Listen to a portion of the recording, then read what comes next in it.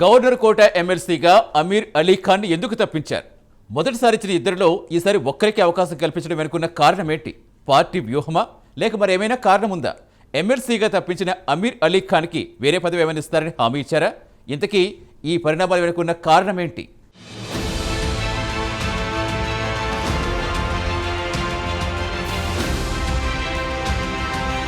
తెలంగాణలో కాంగ్రెస్ పార్టీ అమీర్ అలీ ఖాన్ కి ఊహించని షాక్ ఇచ్చింది. గవర్నర్ కోట ఎమ్మెల్సీగా మొదట కోదండరాం అమీర్ అలీ ఖాన్ ను నియమించింది పార్టీ. అయితే గత బీఆర్ఎస్ హయాంలో గవర్నర్ కోట ఎమ్మెల్సీగా పేర్లు ఖరారైన ఎమ్మెల్సీ అభ్యర్థులు దాసోజు శ్రవణ్, కుర్ర సత్యనారాయణ పేర్లను అప్పటి గవర్నర్ తమిళసై సౌందరరాజన్ రిజెక్ట్ చేశారు. దీంతో వీరు కోర్టుని ఆశ్రయించారు. అయితే తర్వాత జరిగిన అసెంబ్లీ ఎన్నికల్లో బీఆర్ఎస్ అధికారం కోల్పోయింది. కాంగ్రెస్ పవర్ లోకి వచ్చింది. దీంతో ఈ కేసు కోర్టులో ఉండగానే రేవంత్ సర్కార్ గవర్నర్ కోట ఎమ్మెల్సీలుగా కోదండరాం, అమీర్ అలీ ఖాన్ పేర్లు గవర్నర్ కి పంపించింది. ఇందుకు గవర్నర్ ఆమోదం తెలిపింది. అనంతరం ఎమ్మెల్సీల ప్రమాణ స్వీకారం అంతా చకచకా జరిగిపోయింది.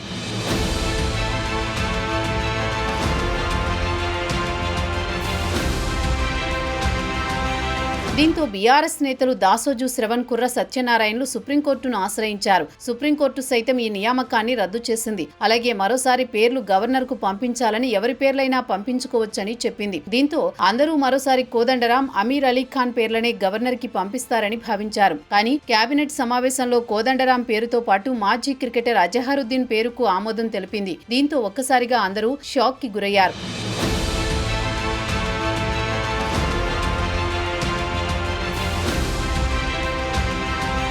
అయితే ఎందుకు అమీర్ అలీ ఖాన్ ను తప్పించారనే చర్చ వచ్చింది. అమీర్ అలీ ఖాన్ ఎమ్మెల్సీగా ఎన్నికైన తర్వాత మైనార్టీ కోటాలో మంత్రి పదవి వస్తుందని ఆశించారు. కానీ కేబినెట్ విస్తరణలో అమీర్ అలీ ఖాన్ పేరు రాలేదు. దీంతో అప్పటి నుండి అమీర్ అలీ ఖాన్ తన సొంత పత్రిక సియాసత్లో సీఎం కి వ్యతిరేకంగా వార్తలు రాయించారనే చర్చ జరిగింది. అలాగే హస్తం పార్టీ మిత్రపక్షంగా ఉన్న ఎంఐఎం పార్టీకి సైతం అమీర్ అలీ ఖాన్ తో మంచి సంబంధాలు లేవు. ఆ పత్రిక ఎప్పుడూ ఎంఐఎం గురించి వ్యతిరేక వార్తలే రాస్తుందనే చర్చ ఉంది. ఇది ఆలోచించిన పార్టీ సీఎంపై, పార్టీపై వ్యతిరేక వార్తలు రావడం, మిత్రపక్షానికి సైతం అమీర్ అలీ ఖాన్ కి ఇవ్వడంపై ఉన్న అసంతృప్తిని తొలగిస్తూ అజహరుద్దీన్ పేరుని తెరపైకి తీసుకొచ్చిందట.